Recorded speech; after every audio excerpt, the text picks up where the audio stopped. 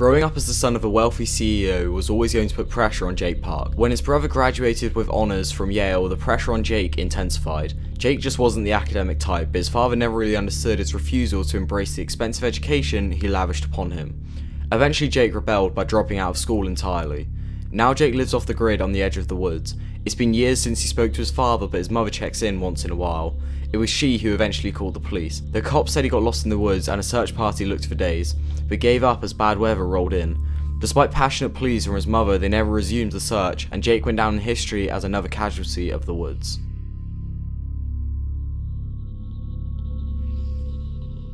Meg is one of those who is just simply filled with energy, unfocused and uncontrollable energy that had to come out.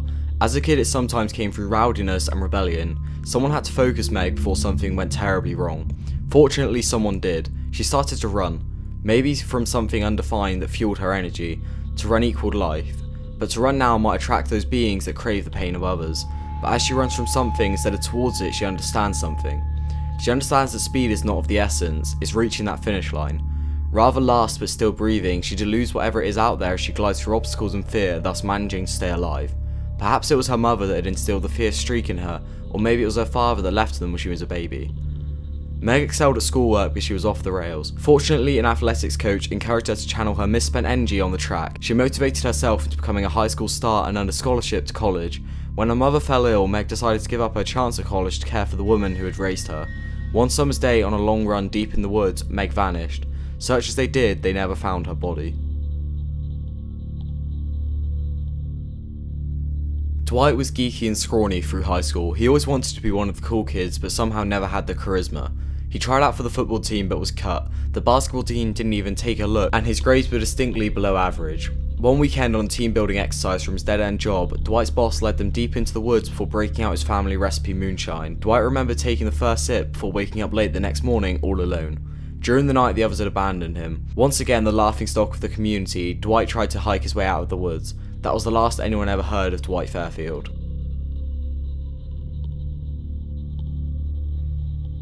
From the day that her parents gave Claudette her first science kit, she loved experiments. Her single-minded pursuit led to an early scholarship at a great college. It was a huge decision to leave Montreal, but the chance was too good to pass up. Her introverted nature meant that chat rooms and forums are now her best source of social interaction. Her new favourite activity is to answer botany questions for others under a new moniker of Science Girl. One evening during a long bus ride back from the city, Claudette took a stroll that would change her life. It only took a minute for her to get completely disoriented in the thick woods. She never found her way back. Her forum only started to wonder where she was a week after she stopped posting.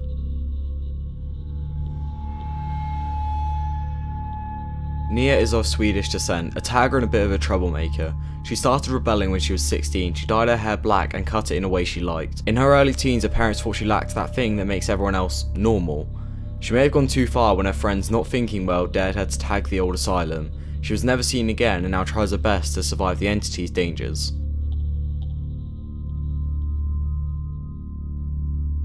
You never know what really matters in life until you've realised it might end soon. Laurie is one of those who just wants a quiet life in the suburbs, hanging out with friends, family and maybe go on a date or two. Laurie is a typical teenager.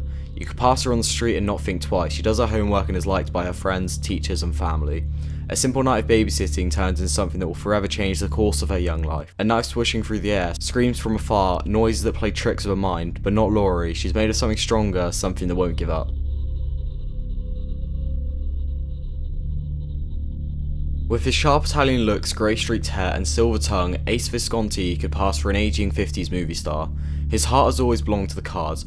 From his roots as a poor boy in Argentina, he gamed, scammed and smooth-talked his way to a life of luxury as a high roller in the land of opportunity.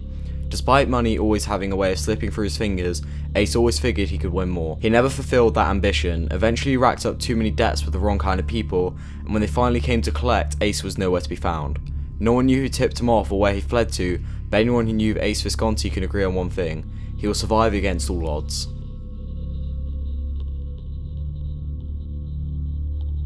It took 2 tours in Vietnam, a handful of medals, a knee full of shrapnel and an honourable discharge to get William Overbeck to stop fighting and try to live a peaceful life. He hated it. After decades spent drifting aimlessly through dead-end jobs, Bill went in for a routine surgery and woke up to find the world he knew was gone. A plague was turning normal people into mindless killing machines. Naturally, the first thing he did was fight his way home and put on his uniform. Making his way through rural ghost towns and pitch black forests, he found other survivors, and together they fled from the infected hordes.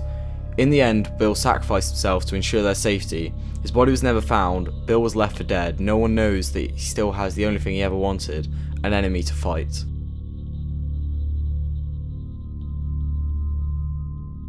Feng Min was a young girl when she first picked up computer games, and she was instantly hooked. The brand new worlds enchanted her with colours, sounds and explosions, a chance to be somewhere else, or someone else. Her parents saw no wrong with a few minutes in front of the screen, but as minutes turned into hours and sometimes days, they finally decided to pull the plug and force Feng Min to put more efforts into her studies.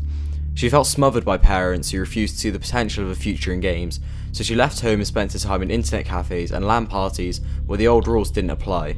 She spent hours playing, streaming, competing to rise to the top.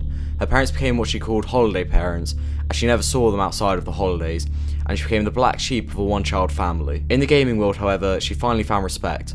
Nicknamed the Shining Lion, she was invited to join a prestigious esports team and to live in their dorms, where she found a sanctuary free of the misconceptions and prejudice she had felt from her parents and the non-gaming world. Feng Min pushed her limits to prove she was the best. Sleep was less important to her than her training. At the top of her game, she filled stadiums with fans who adored her, but it couldn't last forever. The pressure to be the best grew stronger and stronger. She pushed herself too far, slept too little, and her performance began to slip. She started to lose. At night she would stay up, tormented by the thought of disappointing her parents and her fans.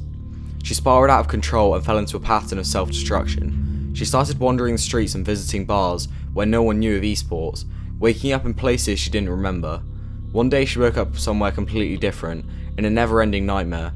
Feng Min did not despair as she learned more about the challenge she was up against. She realised this was what she had been training for her entire life. Now she was going to win. But that's the end of this Dead by Daylight lore video. If you enjoyed it, then make sure you drop a like and subscribe so you don't miss out on any of the other uploads on Dead by Daylight. I will see you all in the next one.